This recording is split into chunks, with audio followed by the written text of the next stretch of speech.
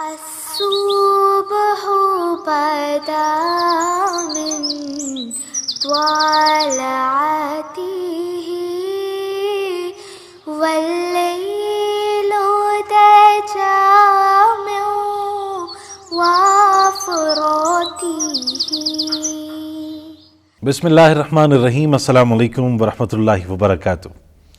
अल्लामा Iqbal open university से तसव्वुर ज़ुमान Babar programme नूर बसीरत के साथ अज़ीज़ तलब व तालिबात, उम्मीद है आपके मिजाज बखैर होंगे। आज हम जिस मौजू पर गुफ्तगू करेंगे उससे पहले मैं कुरान मजीद की एक आया करीमा का तर्जमा आपके गोश गुजार करना चाहूँगा। सूरह शुरा में आयत नंबर 53 है, और बेशक जिसने सब्र किया और माफ़ कर दिया तो यकीनन, यानी बेशक ये हिम्मत वाले कामों में से है। ये बड़ी अहम बात है कि सब्र का या माफ़ कर देने का तज़किरा हम अपने माशरे में करते हैं, लेकिन प्रैक्टिकली इसको होता हुआ नहीं देखते। क्या वजह है कि हम माफ़ किए जाने को तो पसंद करते हैं, माफ़ करना पसंद नहीं करते। अच्छा, फिर कुछ मौक़े ऐसे भी हैं कि जहाँ माफ़ नहीं करना चाहिए, तो वो कौन से मौक़े हैं, वो कौन लोग हैं, या वो कौन साहिबान इख्तियार हैं कि जिनको माफ़ नहीं करना चाहिए, किन मामलात में। ये बड़ा एक अहम मौजू है और इसके कई ज़िमनी सवालात और पहलू हैं जिनको आज के प्रोग्राम में हम उजागर करना चाहेंगे। जनाब प्रोफेसर डॉक्टर हाफिज़ मोहम्मद सज्जाद साहब किसी तारुफ़ के मोहताज नहीं, उस्ताद मोहतरम हैं। अल्लामा इकबाल ओपन यूनिवर्सिटी में आप पढ़ाते हैं, बैनुल मज़ाहिब हम आहंगी डिपार्टमेंट के आप चेयरमैन हैं। तशरीफ़ फरमा हैं डॉक्टर साहब, खुश आमदीद। अस्सलाम वालेकुम। वालेकुम अस्सलाम व रहमतुल्लाहि व बरकातुहू। डॉक्टर साहब, सबसे पहले तो हम ये जानना चाहेंगे कि कितनी बड़ी और कितनी अजीम सिफ़ात हैं सब्र करना और माफ़ कर देना। औज़ु बिल्लाहि मिनश शैतानिर रजीम, बिस्मिल्लाहिर रहमानिर रहीम। आपने कुरान मजीद की जिस आयत मुबारका का तर्जुमा हमारे सामने रखा है, अल्लाह रब्बुल इज़्ज़त फरमाता है वलिमन सबरा व गफ़रा इन्न ज़ालिका मिन अज़्मिल उमूर। सदक़ल्लाहुल अज़ीम। बिलाशुबा जब अल्लाह रब्बुल इज़्ज़त ने इन दो सिफ़तों को, जो बहुत ही आला अखलाकी सिफ़तें हैं, जिस शख्स के अंदर हैं, जिस फ़र्द के अंदर हैं, जिस जमात के अंदर हैं, जिस कौम के अंदर हैं, वो कौम बहुत अज़म वाली है, वो फ़र्द बहुत ही पुख्ता इरादे वाला है, बाहिम्मत है। और ये दो बुनियादी ऐसी अखलाकी सिफ़तें हैं जिसका बार बार कुरान मजीद में तज़किरा हुआ है, और रसूलुल्लाह सल्लल्लाहु अलैहि वसल्लम और आपसे पहले अम्बिया अलैहिमुस्सलाम की सीरत का ये ख़ासा है जी। रसूलुल्लाह सल्लल्लाहु अलैहि वसल्लम को अल्लाह हुक्म देता है कि ए रसूल सल्लल्लाहु अलैहि वसल्लम, आप उस तरह सब्र कीजिए जिस तरह आपसे पहले उलिल आज़्म अम्बिया अलैहिमुस्सलाम ने सब्र किया। फस्बिर कमा सबरा उलिल आज़्म। जी। तो ये असल में इंसानी शख्सियत की तामीर, उसकी ज़ात की फ़लाह, माशरे की फ़लाह, फ़र्द की फ़लाह, इसमें सोसाइटी और उस मिल्लत की फ़लाह इसी के अंदर होती है कि वो सब्र का दामन न छोड़े। ये ऐसी फ़र्द में भी और माशरे के अंदर भी, ये सिर्फ़ यानी एक फ़र्द का ताल्लुक़ नहीं है। ये यहाँ तक कुरान मजीद कहता है कि अल्लाह ताला को सब्र करने वाली जमात सबसे ज़्यादा पसंद है। खैर उस साबरीन, यानी जो खैर बेहतरीन लोग हैं वो सब्र करने वाले। और फिर अल्लाह रब्बुल इज़्ज़त ने यह भी फरमाया कि ये सब्र का मलका ये कैसे तुम्हें अता होता है। वस्तईनु बिस्सब्र वस्सलात, तुम अपने अल्लाह से जो मदद मांगो तो इन दो चीज़ों से मांगो, नमाज के ज़रिए और सब्र के ज़रिए। अल्लाह की जो मदद चाहो किसी काम में भी, तुम अपनी हिम्मत बढ़ाना चाहते हो तो इसके लिए तुम नमाज से मदद लो और सब्र से मदद लो। तो ये दो बड़ी बुनियादी सिफ़तें हैं, और बार बार कुरान मजीद के अंदर इसकी तालीम हमें मिलती है। और मोमिनीन की जो सिफ़ात बयान की गई हैं तो उनमें एक सिफ़त ये भी है, वो बहुत ही सब्र करने वाले होते हैं और माफ़ करने वाले होते हैं। अल्लाह तबारक व तआला ख़ुद भी माफ़ करने को पसंद फरमाता है। जो लोग इस अमल को या इस सिफ़त को अपना लेते हैं तो अल्लाह तबारक व तआला की बारगाह में उन्हें भी माफ़ी की उम्मीद रखनी चाहिए कि अपनी लग़ज़िशों पे वो भी अल्लाह तबारक व तआला से माफ़ी हासिल करने में कामयाब रहेंगे। बिल्कुल। एक तो इसका सब्र का जो मफ़हूम है, इसकी वज़ाहत भी बड़ी ज़रूरी है। सब्र ये है कि आप क़ुव्वत रखते हुए, पूरी ताकत रखते हुए आप बदला नहीं लेते अल्लाह की रज़ा के लिए, اور آپ خاموش رہتے ہیں، صبر کرتے ہیں. پھر اسی طرح اپنے آپ پر قابو پانا بھی صبر ہے. یہ نہیں ہے کہ کسی مصیبت، کسی تکلیف، کسی پریشانی پہ جو کسی فرد سے ملے یا کسی جماعت سے ملے اس پہ خاموش رہ اس جائے. سے خاموش رہا جائے، بلکہ بعض دفعہ اپنی ناپسندیدہ خواہشات پر اپنے آپ پہ قابو پانا یہ بھی صبر ہے. اللہ اکبر، بڑی اہم بات. جی جی، بہت اہم بات. یعنی بعض دفعہ انسان کے لیے انسان کا نفس ایسے کاموں کی طرف جو بہت ہی ترغیب ہوتی ہے، جو بہت ہی ہوائے نفس کے تحت ہوتے ہیں، ان دل کرتا ہے اور ملان بھی ہوتا ہے، اور قوت اور اقتدار کے ساتھ ساتھ اسے مالی وسائل بھی اس کے پاس ہوتے ہیں. دستیاب ہوتے ہیں. اس کے باوجود اپنی خواہشات نفس پر جو انسان قابو پڑتا ہے، یہ صبر کا سب سے اعلیٰ درجہ ہے. جہاں تک مصیبتیں ہیں، پریشانیاں ہیں، تو ظاہر ہے کہ اس دنیا کے اندر یہ ہر فرد کے ساتھ اس کا تعلق ہے، خوشی کا تعلق ہے، غم کا تعلق ہے. تو ایسے موقع پر جو ہم صبر کرتے ہیں تو وہ کہ یہ اللہ ہی کی طرف سے ہے، اور اللہ کی طرف ہم نے واپس جانا ہے. کوئی انسان وفات پا جاتا ہے، اس موقع پر ہم یہی کہتے ہیں کہ انا للہ و انا الیہ راجعون. ہم اللہ کی رضا پر راضی ہیں اور صبر کرتے ہیں. لیکن صبر یہ ہے کہ آپ کو ایک بات انتہائی ناپسندیدہ لگی ہے، آپ اس کا رد عمل بھی دے سکتے تھے، لیکن رد عمل دیتے ہوئے آپ اس سے اپنے آپ پر قابو پاتے ہیں، اور اس ناگوار بات کو، ناپسندیدہ بات کو آپ روک لیتے ہیں رد عمل نہ دے کر. مثال کے طور پر ایک آدمی کوئی گالی گلوچ کرتا ہے، بدتمیزی بھی پیش آ جاتا ہے، زبان سے بد کلامی کرتا ہے، آگے سے رد عمل میں دوسرا بھی وہی کام کرے تو اس میں اور دینے والے میں کوئی فرق نہیں رہا. اگر اس کی اس بد کلامی پر وہ خاموش ہو کے صبر کر لیتا ہے، ایک تو وہ یہ کرتا ہے کہ اس کا منہ بند ہو جائے گا کہ رد عمل نہ کیا، اور آگے کیا کر سکتا ہے، وہ گالی گلوچ اور کر لے گا، پھر وہ صبر کرے گا. رد عمل کی نفسیات انسان کو برابری کی سطح پر لے جاتی ہے. اس لیے صبر کا دامن ایسا ہے کہ انسان کو اس یعنی بد اخلاق آدمی سے اوپر کا درجہ عطا فرماتا ہے کہ دیکھیں تم نے ایک تو اس کی بد اخلاقی پر صبر کیا، اور پھر جواب نہ دے کر اخلاق کا اعلیٰ نمونہ پیش کیا. یہ جو صفت ہے یہ بہت ہی بنیادی صفت ہے، اور جس قدر انسان کے اندر یہ صفت ہوگی تو اس کا باطن اور ظاہر بہت ہی صاف اور پاک ہوگا. دین اسلام نے اس کا ریوارڈ کیا دیا ہے، اس کا بدلہ کیا ہے جو آدمی صبر کرتا ہے اور اس صفت کو اپنا لیتا ہے مستقلاً؟ جی، اس لیے کہ زندگی کی جو ہے نا، یہ اس کے اندر طرح طرح کی مشکلات ہیں. انسان ان سب پر رد عمل دینا شروع کر دے تو اس کی زندگی اجیرن ہو جائے. اس لیے بعض معاملات تو بالکل ایسے ہوتے ہیں کہ جہاں صبر کو اختیار کرنا بہت ضروری ہو جاتا ہے. جی. مثال کے طور پر آپ کا انتہائی محبوب اور پسندیدہ اور بہت ہی محسن شخصیت دنیا سے گزر جائے تو آپ کچھ نہیں کر سکتے، یہ اللہ کی رضا ہے. صحیح. بہت ہی پیارا جس سے آپ کی محبت ہے، اچانک اس کی وفات ہو جائے یا اسے کوئی دکھ اور تکلیف پہنچے، آپ کو خود کو تکلیف پہنچے، تو اس پہ ہم صبر ہی کر سکتے ہیں، اس لیے کہ یہ اللہ کی رضا ہے.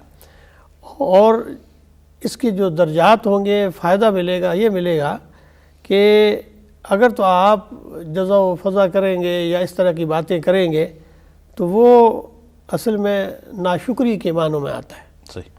اس کے برعکس یہ رد عمل ہو جائے کہ اللہ یہ تیری یہ عطا تھی اور یہ اب تیری طرف لوٹ کے چلا گیا ہے، تو ہم اس رضا پہ خوش ہیں اور اپنے آپ پر قابو پاتے ہیں، صبر کرتے ہیں، اور ہم نے پھر کچھ عرصے بعد ہم نے بھی دنیا سے گزر جانا ہے. جی.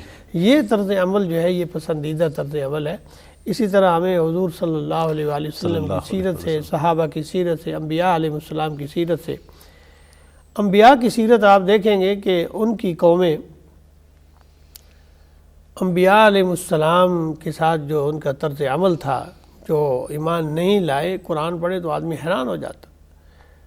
وہ یہ کہتے ہیں نبی کو کہ ہم تمہیں پتھر ماریں گے، اور نعوذ باللہ انبیاء علیہ السلام کی توہین، تضحیک، تمسخر، ٹھٹھا مذاق، طنز، یہ ساری انبیاء علیہ السلام کے ساتھ ان کی قومیں جو ایمان نہیں لاتی وہ کرتی ہیں.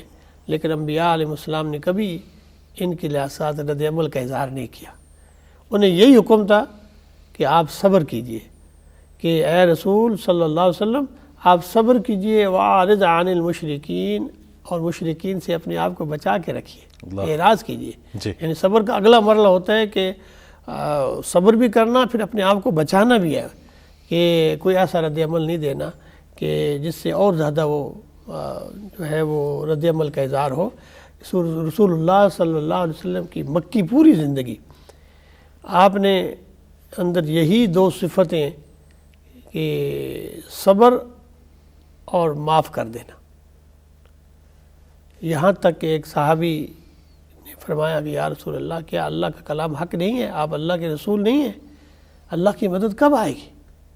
اللہ اکبر۔ تو آپ نے فرمایا کہ ایسا وقت بھی آیا انبیاء علیہ السلام پر کہ انہیں آرے سے چیر دیا گیا، اللہ کی راستے میں، اللہ کی دعوت میں، اللہ کے دین کو پہنچانے میں تو بے پناہ مشکلات ہیں۔ اس کے لیے تو صبر ہے، اور یہاں تک کہ طائف کے میدان میں، طائف کے قبائل کے اندر آپ کے ساتھ جو بدسلوکی کی گئی ہے، سب کو پتہ ہے سیرت کی کتابوں میں کہ کس قدر آپ کو تکلیف پہنچائی گئی ہے۔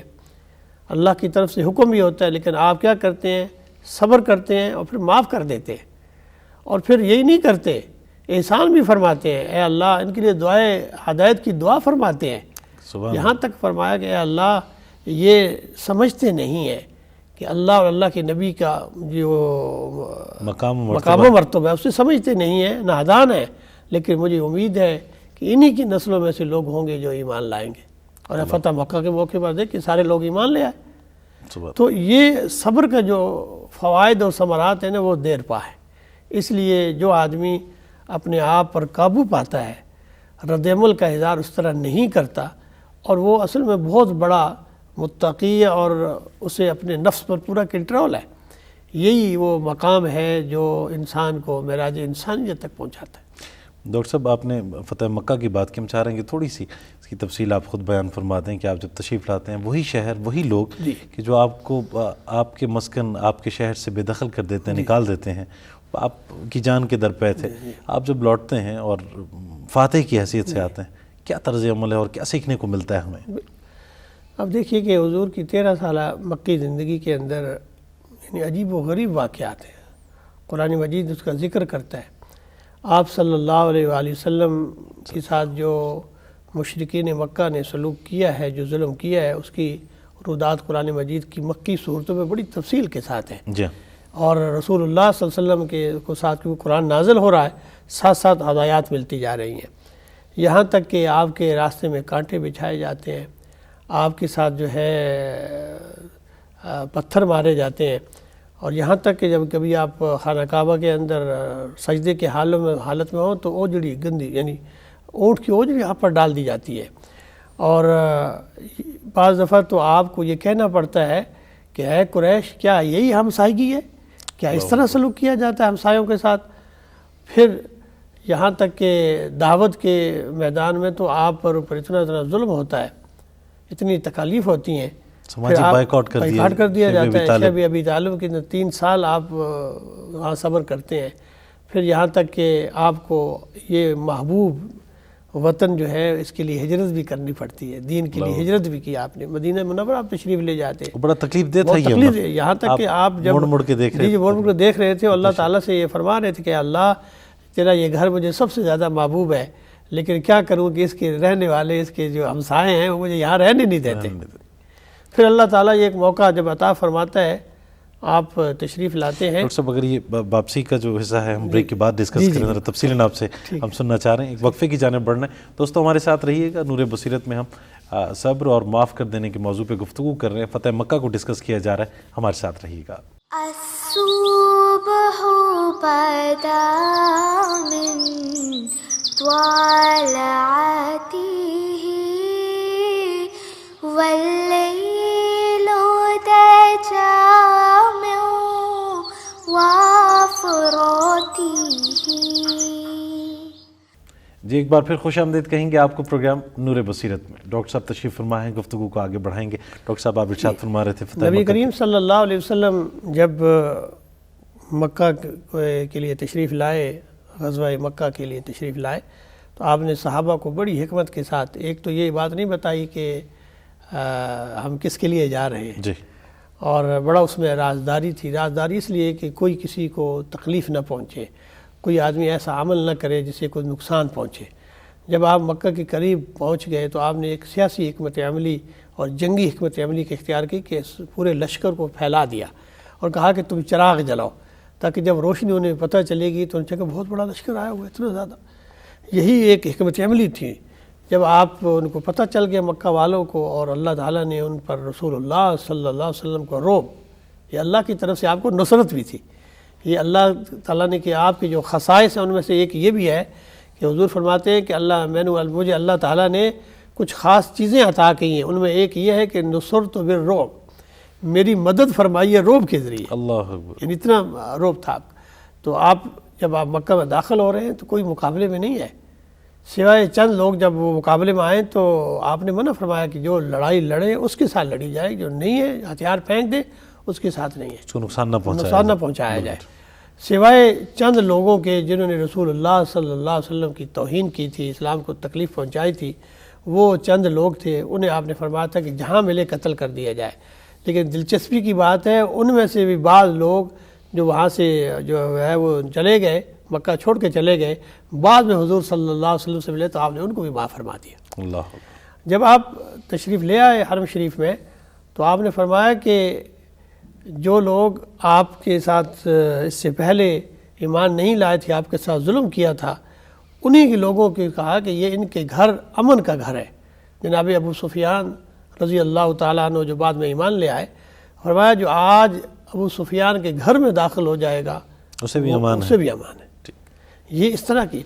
پھر آپ صلی اللہ علیہ وآلہ وسلم جب طواف فرما رہے تھے اور بت توڑے جا رہے تھے، وَجَاءَ الْحَقُّ وَزَهَقَ الْبَاطِلُ إِنَّ الْبَاطِلَ كَانَ زَهُوقًا، یہ آیتیں مبارکہ پڑھی جا رہی تھیں. تمام قریش مکہ دیکھ رہا تھا. اس وقت آپ نے جو خطبہ دیا وہ خطبہ سیرت کی کتابوں میں بڑی تفصیل کے ساتھ ہے. آپ نے پوچھا کہ اے قریش مکہ، تم مجھ سے کس بات کی توقع رکھتے ہو؟ تو انہوں نے کہا کہ آپ ہمارے ہی بیٹے ہیں، ہمارے ہی قبیلے سے ہیں اور آپ معاف کرنے والے. آپ فرمایا جاؤ، میں آج وہی بات کرتا ہوں جو حضرت یوسف علیہ السلام نے اپنے بھائیوں سے کہی تھی کہ انت، بڑی مشہور ہے، لا تصریب علیکم اليوم، آج تم پر کوئی جو ہے وہ پوچھ نہیں ہوگی. لا تصریب علیکم اليوم. پھر آپ نے فرمایا کہ یہ آیت مبارکہ پڑھ کے فانتم الطلقاء، تم سب آزاد ہو، میں نے تم سے کوئی بدلہ نہیں لوں گا، کوئی بدلہ نہیں ہے، تم سب آزاد ہو. آپ صلی اللہ علیہ وآلہ وسلم نے معاف فرما دیا. اور آپ صلی اللہ علیہ وسلم کی یہ صفت جو معاف کرنے والی ہے، رؤوف الرحیم کی ہے، اللہ نے خود بیان کی ہے کہ فرمایا کہ تم میں ایک رسول آ گیا ہے، عزیز علیہ ما عنتم حریص علیکم بالمؤمنین رؤوف الرحیم. اللہ اکبر. جو بہت ہی رحم کرنے والے ہیں، مہربان ہیں. تو یہ وہ صفت تھی. آپ نے صبر بھی کیا، اس صبر کا صلہ اللہ نے کیا دیا. آپ چاہتے تو جنگ کر کے انہیں سب کو قتل کر سکتے تھے، سب کو غلام بنا سکتے تھے. فرمایا تم سب آزاد ہو، میں نے تم سب کو معاف کر دیا. اور جب یہ معاف کرنے کا یہ اندازہ ہوا کہ تمام قریش مکہ کوئی گھر ایسا نہیں تھا جو اس نے ایمان نہ لایا، سب لوگ ایمان لے آئے. پورا مکہ کے اندر دعوت اسلام پھیل گئی، یہاں تک کہ اللہ رب العزت نے یہ آیت مبارکہ نازل کر دی کہ اذا جاء نصر اللہ والفتح ورأیت الناس يدخلون فی دین اللہ افواجا فسبح بحمد ربک واستغفر انہ کان توابا. تو یہ ایسی صفت ہے صبر کی. اور یہ انبیاء میں تو ظاہر ہے کہ وہ تو معلم اخلاق ہوتے ہیں، ان میں تو یہ بنیادی صفت ہوتی ہے. یہ صفت وہ اپنے پیروکاروں کے اندر، اپنے ماننے والوں کے اندر، اپنی امت کے اندر بھی ہر نبی نے اس بات کی تلقین کی ہے کہ صبر کرو. حضرت عیسیٰ علیہ السلام کی جو زندگی ہے ان کے اندر تو بخش دینا اور معاف کر دینا بڑا بنیادی قدر تھی. ان کے تو ایک فرمان ہے کہ اگر کوئی میری ایک گال پہ مارے گا تو میں دوسری گال پیش کر دوں گا، اللہ، میں بدلہ نہیں لوں گا.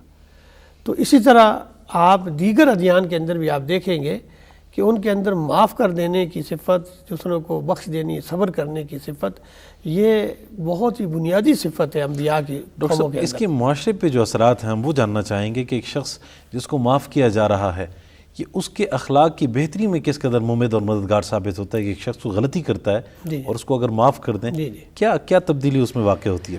دیکھیے جی، معاف کرنے والا اور صبر کرنے والا بہت ہی بلندی پر ہوتا ہے، اور جب وہ اپنی ذات سے ماوراء ہو کر دوسری کی سوچتا ہے کہ یہی عمل جو میرے ساتھ ہوا ہے مجھے ناپسند ہے، میں اسی کے ساتھ جب کروں تو کتنا برا لگے گا اس کو، تو اس درجے پر سوچ کے اسے وہ معاف کر رہا ہوتا ہے۔ یہ رد عمل جو ہوتا ہے اس کے ظاہر ہے کہ اس کی اپنی زندگی پر اثرات تو یہ ہوتے ہیں کہ پازیٹیو کوئی بھی بات ہوتی ہے نا، اس کی شخصیت پر ایک اللہ تعالیٰ اس کے اندر ایک ایسی اور صفت پیدا کر دیتا ہے ہمت کی، اور اخلاق کی وجہ سے اس کی شہرت اور اس کی عزت پہ اللہ پاک اضافہ فرماتا ہے۔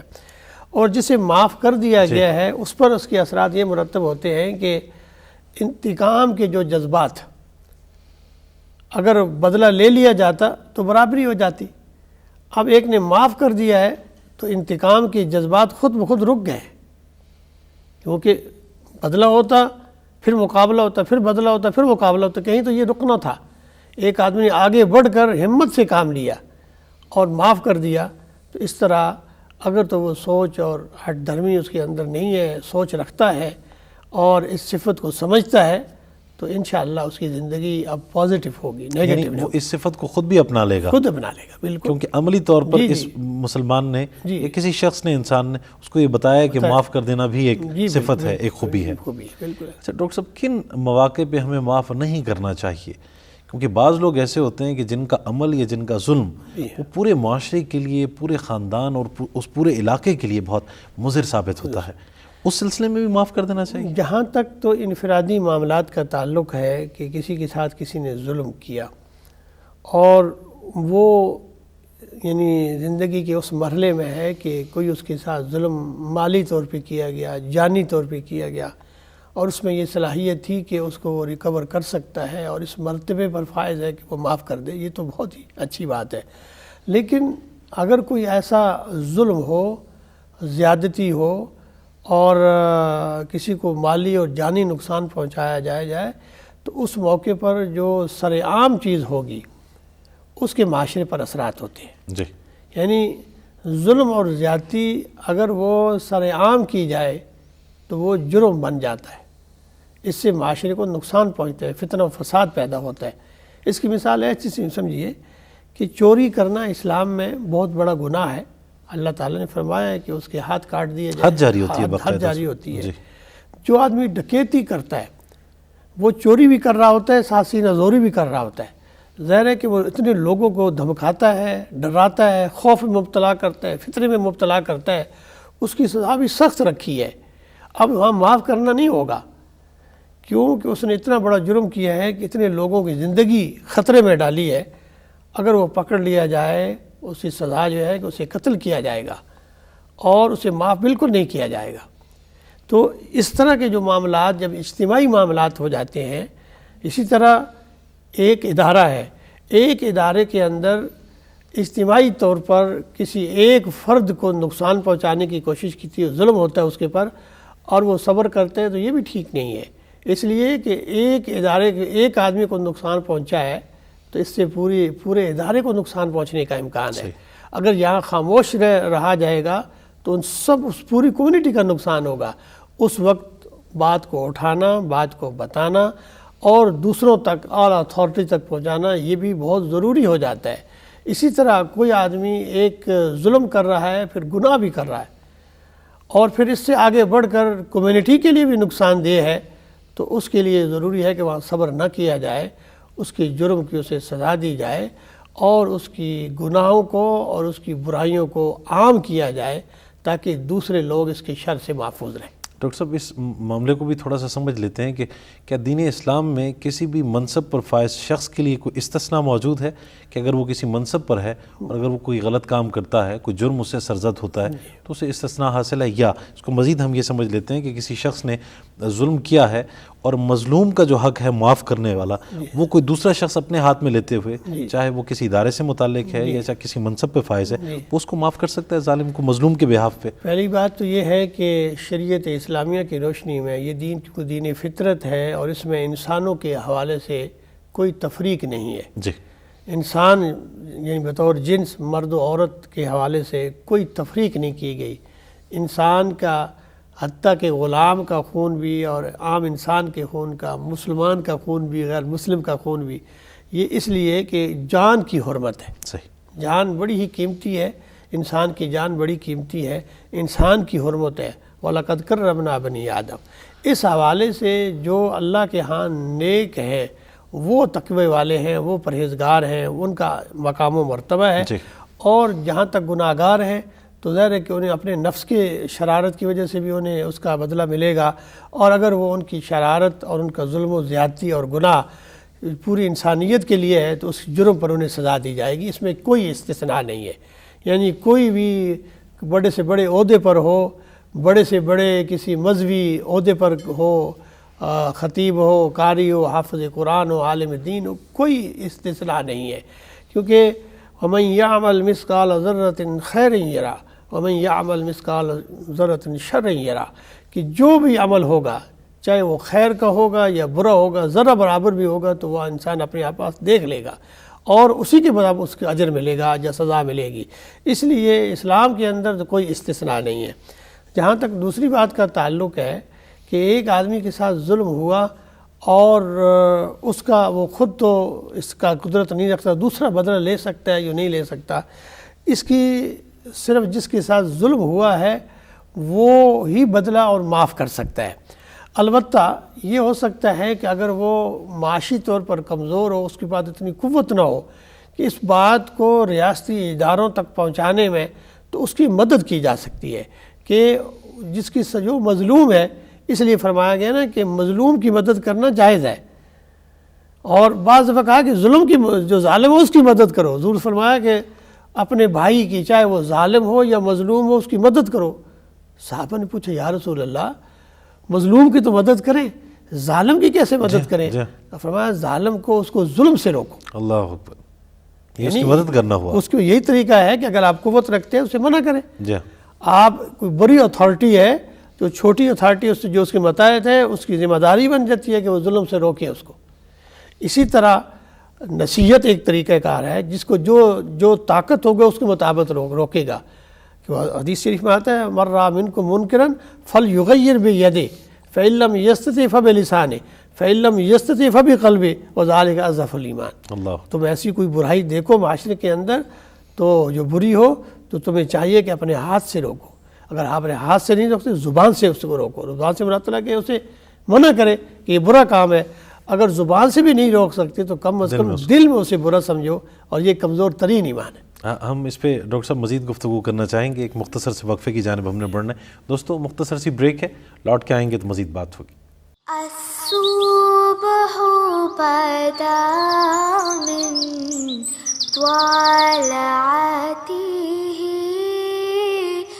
والليل دجى من وافراته.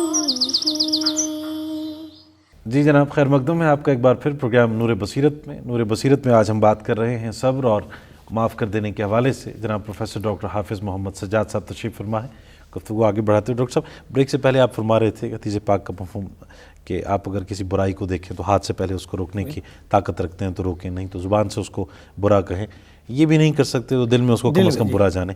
یہ جو ہاتھ سے اس برائی کو روکنے کا عمل ہے، کیا ایک عام شخص اس کو یہ اختیار حاصل ہے، یہ اس حدیث کی روح سے وہ کر سکتا ہے، یا یہ جو ہدایت ہے، یہ تقاضا یہ انتظامیہ سے ہے، حکومت سے ہے، حاکم وقت سے ہے؟ بالکل اس کے مختلف درجات ہیں. مثال کے طور پر جہاں جتنا جس کا اختیار ہے اس کے مطابق وہ اپنے ہاتھ سے روکے گا. مثال کے طور پر میرا گھر ایک یونٹ ہے، میں اپنے بچوں کی تعلیم اور تربیت میں پوری نصیحت کروں، پہلے تعلیم دوں پھر نصیحت کروں. ایسا بعض دفعہ موقع آ جاتا ہے کہ بعض جگہ بچوں کی تادیب کی بھی ضرورت پیش آ جاتی ہے، تو وہاں میرا اختیار ان تک ہے. اس سے آگے نہیں ہے کہ معاشرے میں اٹھ کر میں کسی کو پکڑوں اور مارنا شروع کر دوں، اس کے روکنا شروع کر دوں. یہ ظاہر ہے کہ ریاست کی ذمہ داری ہے، اداروں کی ذمہ داری ہے جو امن و امان قائم کرنے کے لیے لوگوں کو برائیوں سے روکنے کے لیے، جو کوئی برائی کرتا ہے انہیں سزا دینے کے لیے ایک سسٹم موجود ہے، اس کی پیروی کی جائے گی۔ اور زبان سے روکنے سے مراد یہ ہوگا کہ انسان کوئی برائی، کوئی ظلم کہیں دیکھے تو اسے نصیحت کرے بھلائی کی، اور اس کے برے انجام سے اسے آگاہ کرے، اور کم از کم یہ بھی ہو کہ یہ اس کا ظلم زیادہ نہ بڑھے تو دوسروں کو نصیحت کرے اس سے کہ اس کے ظلم سے بچے، اور اس کو بھی نصیحت کرے۔ تو یہ اگلا مرحلہ ہوگا۔ اور پھر یہ بھی ایمان کی کمزور ترین درجہ یہ ہوا کہ کم از کم یہ دونوں عمل انسان نہ کر سکے، کمزور ہو یعنی اس درجے پہ ہو تو اس سارے کام کو وہ دل میں تو برا سمجھے کہ واقعی اگر مجھے اللہ اختیار دیتا یا میرے پاس اتنی قوت ہوتی کہ میں زبان سے لوگوں کو کہہ سکتا، ہاتھ سے روک سکتا، تو میں اس کا اظہار کر سکتا، لیکن کیونکہ یہ برا عمل ہے مجھ میں اتنی طاقت نہیں ہے، لیکن عمل برا ہے، اس کا اظہار کر دینا، دل میں اس کے بارے سے کڑتے رہنا، یہ بھی ایمان کا ایک درجہ ہے۔ ڈاکٹر صاحب ایک روایت یہ چل پڑی ہے کہ بس ہر آدمی کو اپنا کام کرنے دیا جائے اور ہر شخص اپنی ذات میں آزاد ہے، اچھی بات کیے جانے کو یا اس کو پوائنٹ آؤٹ کرنے کو اب برا جانا جاتا ہے۔ یہاں پہ ہمارے معاشرے میں خاص طور پہ ایک بحث چھڑ گئی ہے، آپ کیا کہیں گے، کیا طریقہ اپنانا چاہیے کہ آپ اچھی بات جو امر بالمعروف کی بات ہے اور نہی عن المنکر ہے، کس طرح سے اس کو ہم اس پہ عمل درآمد کر سکتے ہیں؟ اصل میں جو فطرت کا خاصہ ہوتا ہے کہ فطری چیز ہر انسان، اس میں مسلم غیر مسلم کی کوئی قید نہیں ہے، بعض چیزیں انسان کی فطرت میں داخل ہیں، اور یہ فطرت کی جو اقدار ہوتے ہیں، جو ویلیوز ہوتی ہیں، ان کا کسی بھی قوم میں بڑا بنیادی کردار ہوتا ہے، اور وہ انسان کی پیدائش کے ساتھ شروع ہو جاتی ہے۔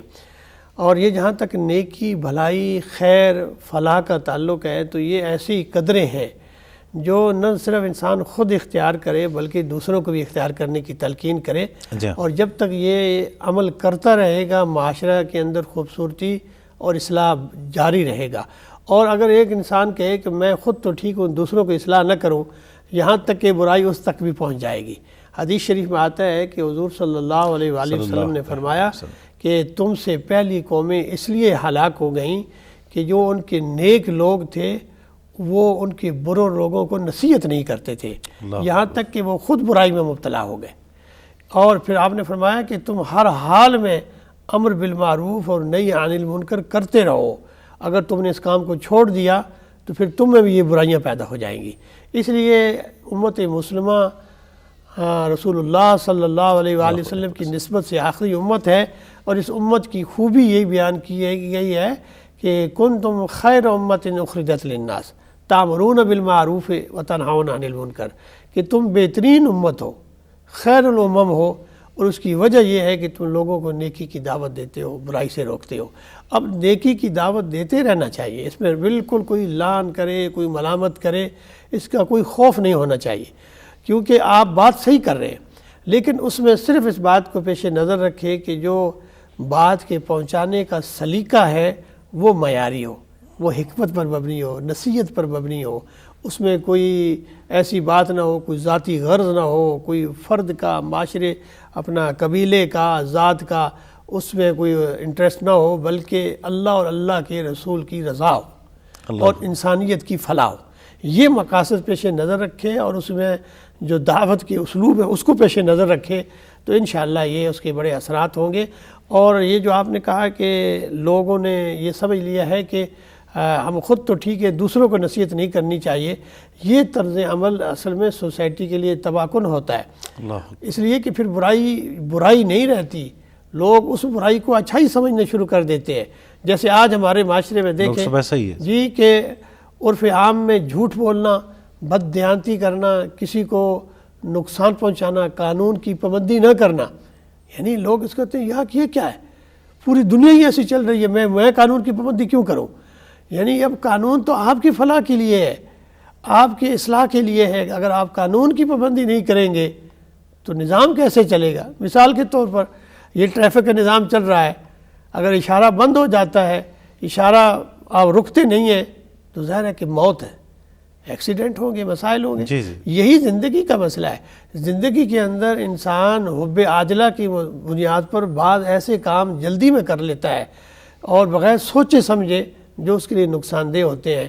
اس لیے نصیحت، وصیت اور خیر اور بھلائی کے کام دوسروں کو تلقین کرتے رہنا چاہیے، اور یہ مسلمان کی خوبی بیان کی گئی ہے۔ سورہ عصر کے اندر اللہ رب العزت فرماتا ہے کہ ایمان اور عمل صالح کے بعد دوسری دو صفتیں کہ فرمایا کہ وَتَوَاصَوْا بِالْحَقِّ وَتَوَاصَوْا بِالصَّبْرِ، کہ مومن وہ ہوگا، کامیاب وہ ہوگا، نقصان سے بچا ہوا وہ ہوگا کہ جو حق بات کی وصیت کرے، اور حق بات کے ساتھ ظاہر ہے کہ تکلیف کے اس میں پہنچے گی، ایک دوسرے کو صبر کی وصیت کرے۔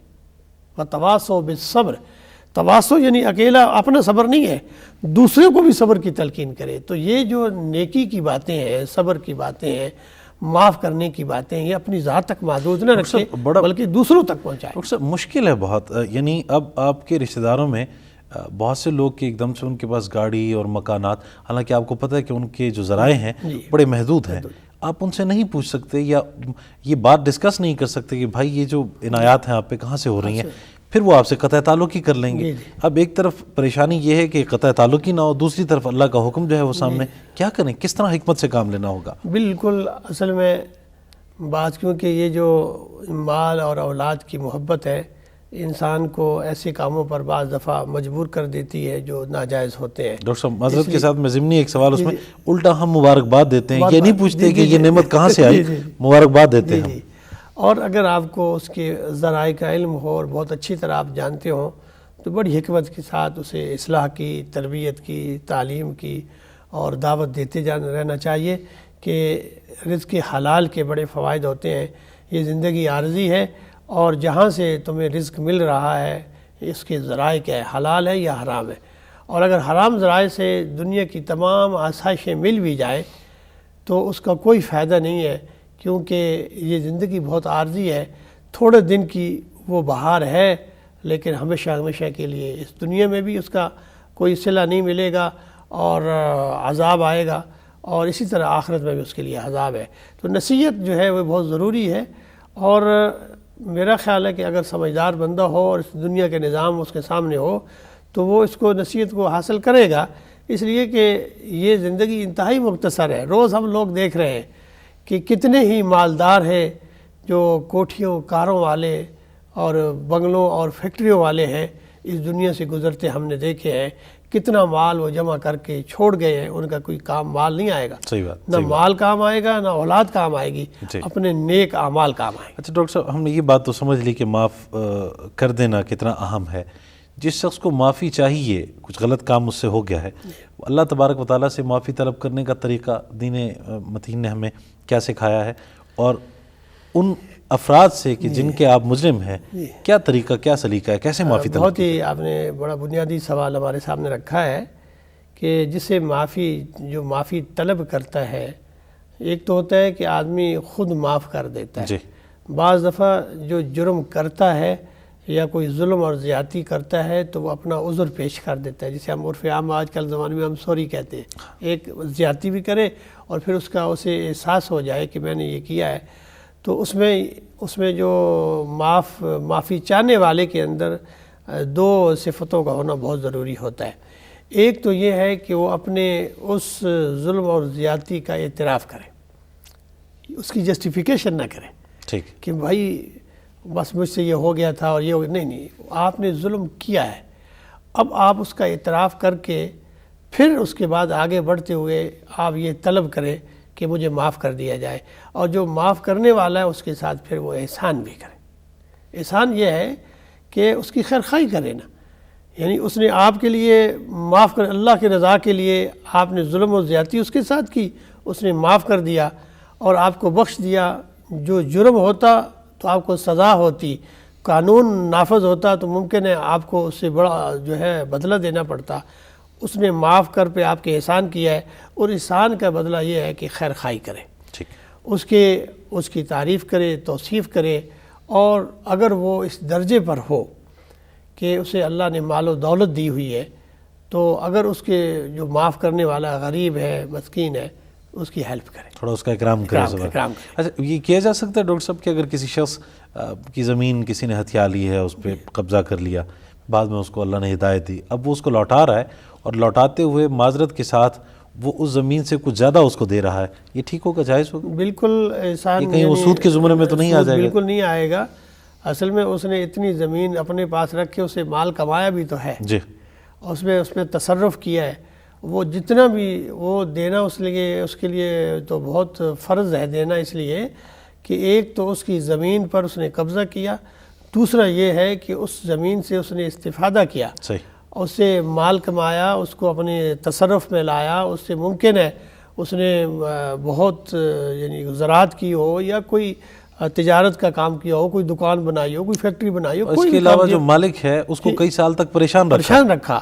تو ایسے موقع پر جب اللہ اسے ہدایت دے دے اور وہ اس کا ازالہ کرنا چاہے تو زمین اس کے ساتھ دینے کے ساتھ ساتھ وہ احسان کرنا اس پر فرض بن جاتا ہے. اس لیے کہ وہ جو عداوت تھی وہ تو حق اسے تو مل گیا جس کا حق تھا. آپ نے کیا کام کیا؟ آپ نے اس زیادتی جو کی تھی اس کا تو کوئی ازالہ نہیں کیا نا، وہ تو اسی کا حق تھا، زمین تو اسی کی تھی جو آپ نے واپس کر دی.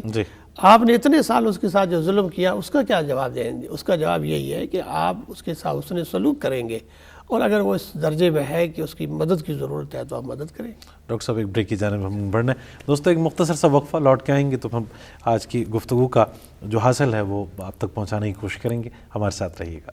الصبح بدا من طلعته والليل دجى من وافراته. جی ایک بار پھر خوش آمدید کہیں گے آپ کو پروگرام نور بصیرت میں. علامہ اقبال اوپن یونیورسٹی سے یہ پروگرام آپ دیکھ رہے ہیں. جناب پروفیسر ڈاکٹر حافظ محمد سجاد صاحب تشریف فرما ہیں. ہم آج صبر اور معاف کر دینے کے موضوع پہ گفتگو کر رہے ہیں. ڈاکٹر صاحب اب ایک معافی اللہ تبارک و تعالیٰ کی بھی حضور ہے. آپ کسی شخص کے ساتھ زیادتی کرتے ہیں اور اس سے معافی طلب کرتے ہیں اور وہ آپ کو معاف کر دیتا ہے، یہیں پہ کافی ہے یا نہیں؟ آپ نے اس شخص کے رب سے بھی معافی مانگنی ہے جو آپ کا بھی رب ہے کہ نہیں؟ بس یہ بات یہیں پہ ختم ہو گئی. جہاں تک تو حقوق العباد کا تعلق ہے، جس کے ساتھ زیادتی ہوئی ہے اور اس سے جس نے زیادتی کی ہے وہ اپنے عذر کا جی ہاں اپنے گناہوں کا اعتراف کرتے ہوئے اور اس کا کچھ ازالہ بھی کر کے اسے وہ معاف کر دیتا ہے، تو وہ جو اس پر ظلم و زیادتی ہوئی ہے حقوق العباد کے حوالے سے وہ تو معاف ہو گیا. لیکن اس نے کیونکہ ایک جرم بھی کیا ہے اور جرم کا معاف تو انسان نے کر دیا، لیکن گناہ اپنی جگہ اس کے اثرات ہیں. یعنی ایک آدمی جھوٹ بولے اور جھوٹ بول کے دوسرے کے مال کو نقصان بھی پہنچا دے اور پہنچانے کے بعد اسے پھر احساس ہو جائے کہ میں نے تو اس کے غلط بات بتا کے جھوٹ بتا کے اس سے مال ہتھیا لیا ہے، میں نے بڑا غلط کام کیا ہے، اب میں اسے مال واپس کر دیتا ہوں. اس کی تلافی تو کر دی اس نے مال کر کے، لیکن جو اس نے ایک گناہ کیا ہے جھوٹ بول کے اس کی معافی اللہ رب العزت کے یہاں ہے. یعنی اس کی حضور بھی کہ انسان نے معاف کر دیا ہے، لیکن وہ ذات جو ہے وہ تو معاف کرنے والی ہے، اس کی حضور بھی توبہ کرے وہ، اور توبہ اور استغفار کرے، اور اس کے ساتھ ساتھ توبۃ نصوحہ، یعنی جو آدمی کوئی بہت جسے ہم کبیرہ گناہ کہتے ہیں، کبیرہ گناہ میں تو معاف ہر وقت طلب کرتا رہنا چاہیے، کیونکہ اگر تو وہ جرم ہے تو ظاہر کہ اس کی سزا ملے گی، اگر وہ گناہ کے درجے میں چھپا ہوا گناہ ہے، یعنی اسے ہم کہتے ہیں گناہ اور جرم میں بنیادی فرق ہوتا ہے. جرم یہ ہے کہ سر عام کوئی ایسا گناہ کیا جائے تو اس سے سوسائٹی سزا دیتی ہے، قانون کی گرفت میں آ جاتا ہے، اور ایک آدمی آپ ایسا جرم کر رہے ہوتے ہیں جو مخلوق سے چھپا ہوا ہے، لیکن وہ اگر ظاہر ہو جائے تو اس پہ سزا ہے، اور لیکن اللہ کی ذات اسے جانتی ہے یا آپ جانتے ہیں. تو ایسے گناہوں کو تو ایک تو اپنی اس گناہوں کی تشہیر بھی نہ کرو. ہمارے ہاں تو عجیب لوگوں کا مزاج ہے کہ خلوت کے اندر گناہ کرتے ہیں اور بڑے بڑے کبیرہ گناہ کرتے ہیں اور سر عام دوستوں کے اندر اس کی تشہیر کرتے ہیں جی، بڑے فخری انداز اور اتنے گواہ اس نے پیدا کر لیے اپنے خلاف، اپنی ذات کے خلاف. ایک جو چھپا ہوا تھا وہ ذات جو ستار العیوب ہے اس نے اس کے عیبوں کو چھپایا ہوا تھا، اور یہ بدبخت ایسا ہے کہ اپنے ہی گناہوں کی تشہیر کر کے لوگوں کو بتا کے گواہ پیدا کر رہا ہے. تو اللہ اگر اسے توفیق دیتا ہے، ایک تو وہ معافی جس کے ساتھ ظلم اور زیادتی کی ہے اس سے معافی طلب کرے، اور دوسرا جو اس نے گناہ کیا اللہ کے حضور وہ توبہ کرے تو پھر اس کے گناہ معاف ہوں گے. ڈاکٹر صاحب بعض لوگ غلطی پہ غلطی کرتے ہیں ان کو یہ احساس بھی ہوتا ہے، پھر معافی بھی طلب کرتے ہیں، لیکن وہ اب بعض اوقات اپنی عادات سے مجبور ہوتے ہیں، یعنی تلخ کلام ہوتے ہیں یا ایک دم سے غصے میں آ جاتے ہیں، بالآخر وہ یہ سمجھتے ہیں کہ اب اس کا تو کوئی فائدہ نہیں ہے کہ معافی طلب کروں، یہ عادت تو نہیں جا سکتی، پھر وہ اسی پہ کاربند رہتے ہیں۔ کیا طریقہ ہے ان کے لیے کہ وہ سدھر سکیں؟ بالکل، یہ اصل میں بعض طبیعتیں اور بعض نفس ایسے ہوتے ہیں کہ ان کے اندر اللہ تعالیٰ نے جو رحمت کا جذبہ ہے وہ بالکل مفقود کر دیتا ہے، ختم کر دیتا ہے، اور ایسے دلوں کے لیے اللہ نے فرمایا ہے کہ فی قلوبہم مرض، ان کے دلوں میں مرض ہے، فزادہم اللہ مرضا، اللہ ان کے دلوں کو اور زیادہ اس مرض میں مبتلا کر دیتا ہے۔ یعنی ان کی سختی، ان کی بد کلامی اور ان کا دوسروں کے ساتھ تضحیک یا ان کے ساتھ بدتمیزی سے پیش آنا یا زیادتی اور ظلم کرنا، اس پہ وہ باز نہیں آتا، معاف نہیں کرتا، بلکہ اپنے ظلم سے بد کلامی سے آگے ہی بڑھتا جا رہا ہے۔ اس سے کیا کہا جائے گا کہ اس کا دل مریض ہے اور یہ اس ظلم میں آگے بڑھتا جا رہا ہے، اس کے اندر رحم کا، دوسروں کو معاف کرنے کا جذبہ نہیں ہے۔ تو ایسے دلوں کے لیے تو اللہ رب العزت نے پناہ مانگی ہے جن کے اندر سختی ہے۔ ڈاکٹر صاحب، میں یہاں پہ ایک اور سوال بھی پوچھنا چاہوں گا کہ ایک شخص عاجز ہے، مجبور ہے، آپ نے ظلم کیا اور وہ بدلہ نہیں لے سکتا لیکن صبر کرتا ہے، اور اس صبر کے بدلے اگر وہ اللہ تبارک و تعالیٰ پہ یہ معاملہ چھوڑ دیتا ہے، یہ اس شخص کے لیے جو ظالم ہے کتنی بڑی ہلاکت ہے؟ بہت بڑی ہلاکت ہے، اس لیے کہ وہ کیونکہ قدرت نہیں رکھتا اور وہ مجبور ہے یا اس کی وہ صلاحیت نہیں ہے کہ وہ بدلہ لے سکے، تو ظاہر ہے کہ اس کی تسلی تو صرف اللہ تعالیٰ کی رضا ہی میں ہے۔ اس لیے قرآن مجید میں اللہ تعالیٰ فرماتا ہے نا کہ سب کا سہارا جو ہے کہ حسبنا اللہ و نعم الوکیل، حسبی اللہ لا الہ الا هو علیہ توکلت هو رب العرش العظیم، اور پھر فرمایا وفوض امری الی اللہ ان اللہ بصیر بالعباد، کہ اللہ تعالیٰ بہتر دیکھتا ہے، اپنے بندوں کو دیکھنے والا ہے اور وہی سہارا ہے۔ تو ظاہر ہے کہ جب انسان کے پاس یہ صلاحیت نہیں ہے، وہ اس درجے میں نہیں ہے کہ وہ ظلم اور زیادتی کا کوئی بدلہ لے سکے یا وہ کر سکے، تو ظاہر ہے کہ وہ اپنے تمام حاجات اور تمام مشکلات اللہ کے حضور پیش کرتا ہے، اور اللہ بندوں کو دیکھنے والا ہے، بصیر بالعباد، اپنے بندوں کو بہت اچھی طرح دیکھنے والا ہے۔ جو اپنا معاملہ اللہ کے سپرد کر دے گا تو ظاہر ہے کہ پھر اللہ تو عدل کرنے پکڑ سخت ہے، اللہ کی بہت سخت پکڑ ہے اور وہ عدل کرنے والا۔ ڈاکٹر صاحب، ہمارے معاشرے میں شاید زیادہ اور شاید دیگر معاشروں میں بھی ایسا ہو کہ کہیں پہ اگر کوئی واقعہ پیش آئے تو عموماً لوگ ظالم کے ساتھ کھڑے ہو جاتے ہیں، مظلوم کا ساتھ نہیں دیتے۔ کہ اس عمل کو کس نظر سے آپ دیکھیں گے اور یہ معاشرے کو کس حد تک برائی میں مبتلا کر دیتا ہے؟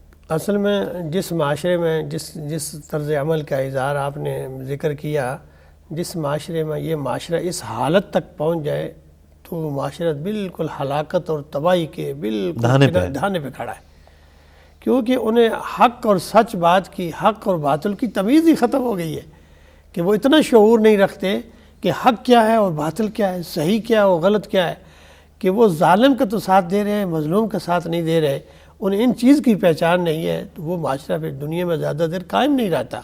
یہ فطرت کا اصول ہے، وہ مٹا دیا جاتا ہے، وہ خود قوم ختم ہو جاتی ہے یا کوئی اور آ کے اسے ختم کر دیتا ہے، اللہ، کیونکہ وہ انسانیت اس میں نہیں رہی۔ یہ تو انسانی اقدار ہے نا جی، انسانی اقدار جس معاشرے سے ختم ہو جائیں انسان، تو پھر وہ حیوانی معاشرہ رہ جاتا ہے۔ ڈاکٹر صاحب، یہ تو اگر پھر ہم دنیا کا عالم دیکھیں تو اس میں جو طاقتور ملک ہیں، جو ظلم بھی ڈھاتے ہیں کمزور اور غریب ممالک پہ، وہ سب ان کی طرف کھڑے ہو جاتے ہیں، مظلوم پہ ہی سارا یعنی نکتہ چینی کا جو ہے وہ یا توپوں کا رخ اسی طرف ہوتا ہے۔ بالکل عالمی سطح پہ جو قوتیں انسانیت کی تباہی کا سوچتی ہیں، بربادی کا سوچتی ہیں، تو ان کے لیے ہلاکت اور تباہی ہے۔ وہ یہ اس بات کو سمجھیں یا نہ سمجھیں، اللہ کی لاٹھی بے آواز ہے۔ آپ دیکھتے نہیں ہیں کہ وہ معاشروں کے اندر ویسے تو دنیا میں سپر طاقتیں ہیں، لیکن ان کے ہاں اگر ایک گھنٹے کے لیے بھی بجلی بند ہو جائے تو سینکڑوں نہیں لاکھوں قتل، بدکاریاں، چوریاں، اور وہ اس معاشرے میں جو ہوتے ہیں، کیونکہ وہاں جو ہے نیکی اور بدی کا تصور ختم ہو گیا ہے۔ تو اصل میں یہ تو انسانی اقدار ہیں، معاشرے اور قومیں اقدار ہی کی بنیاد پر دنیا میں کامیاب ہوتی ہیں، اور جن قوموں کے اندر یہ اقدار ختم ہو جائیں گی نا، وہ معاشرے دنیا میں قائم نہیں رہیں۔ صبر کا بدلہ ہم آخر میں یہی جاننا چاہیں گے کہ جنت کہا گیا ہے، یہ جنت کو پا لینے کا جو جذبہ ہے شاید کچھ کم ہے. جنت کی وہ اہمیت شاید ڈسکس نہیں کی جاتی کہ کتنی بڑی کامیابی ہے کہ کوئی شخص آخر میں جنت کا حقدار یا اہل قرار پائے. یہ دونوں صفتیں جن کا ہم نے بڑی تفصیل سے ذکر کیا کہ صبر اور معاف کرنے کا، کہ وَلِمَنْ صَبَرَ وَغَفَرَ، صبر کرنا، اپنے آپ پر قابو پا کے دوسرے کی غلطی کو معاف کر دینا، اپنی خواہشات پر قابو پا کے اپنے آپ پر قابو پانا، نفس پر قابو رکھنا، ناپسندیدہ بات پر رد عمل کا اظہار نہ کرنا، خاموش رہنا، اسے معاف کر دینا، پھر آگے بڑھ کر لوگوں کے اندر عرف جسے ہم کہتے ہیں معاف کر دینا، بخش دینا، درگزر کرنا. یہ دو صفتیں ایسی ہیں جو انہیں کہا گیا عزم الامور. امور کہتے ہیں کام، اور کہتے ہیں بڑے ہی پختہ ارادے کے کام ہے، بڑے عظیم کام ہے، یہ کام ہے. اور جو یہ دو عظیم کام کریں، قرآن کہتے ہیں وبشر الصابرین، ان کے لیے بشارت ہے اللہ کے ہاں. ان کے لیے بشارت یہ ہے کہ دنیا میں بھی وہ معزز رہتے ہیں، اور اللہ کے حضور ان کا مقام یہ ہے کہ وہ جنت میں داخل ہوں گے، اللہ کی جنت میں داخل ہوں گے. کہ جب انہیں کوئی مصیبت پہنچتی ہے تو وہ یہ کہتے ہیں کہ انا للہ و انا الیہ راجعون وبشر الصابرین، کہ ان کے لیے خوشخبری سنا دی ہے رسول، انہیں خوشخبری دے دو کہ جنہیں کوئی تکلیف پہنچتی ہے تو وہ اللہ کی طرف رجوع کرتے ہیں، ان کے لیے ہم نے جنت تیار کی ہے. اللہ کے ہاں ان کے ہاں بہت بڑا انعام ہے، بہت بڑی ان کے لیے نعمتیں ہیں، کیونکہ دنیا میں انہوں نے تکلیفیں برداشت کی ہیں، اور آخرت میں اللہ تعالیٰ اس کے بدلے دائمی راحت ہے. دائمی راحت ہے. ڈاکٹر صاحب بہت شکریہ، بہت شکریہ آپ کے وقت کا. جناب پروفیسر ڈاکٹر حافظ محمد سجاد صاحب بین المذاہب ہم آہنگی ڈپارٹمنٹ کے چیئرمین ہیں علامہ اقبال اوپن یونیورسٹی میں. صبر اور معاف کر دینے کے موضوع پہ آج ہم نے گفتگو کی ہے. یہ شعر مجھے بہت پسند ہے، اللہ درجات بلند فرمائے، احمد ندیم قاسمی کے، کہ یہ حکایت ہے کوئی اور نہ کوئی افسانہ، سنگ باروں پہ تیرا ابر دعا برسانا. یعنی نبی پاک صلی اللہ علیہ وسلم پر جن لوگوں نے سنگ باری کی، جواباً آپ نے ان کے لیے دعا کی اور ان کے لیے دنیا و آخرت میں کامیابی کا جو ایک اللہ تبارک و تعالیٰ کی طرف سے ایک فضل ہے اس کو طلب کیا. تو دوستو غیروں کی بات تو خیر بات کی، ہم تو اپنوں کے ساتھ بھی ایسا بیر رکھتے ہیں اور دل میں ایسی تلخیاں اور رنجشیں پال لیتے ہیں کہ بہن بھائیوں تک سے ملاقات کرنا، بات کرنا، ان کی طرف آنا جانا وہ بالکل ختم کر دیتے ہیں. تو دوستو جو اسلام ہے، جو دین ہے، جو ایمان ہے، وہ ہمیں ان تمام چیزوں سے دور کرتا ہے، ہمیں قریب کرتا ہے. محبتوں کا جو فروغ ہے وہ ممکن ہوتا ہے کہ اگر آپ دین کے قریب ہوں.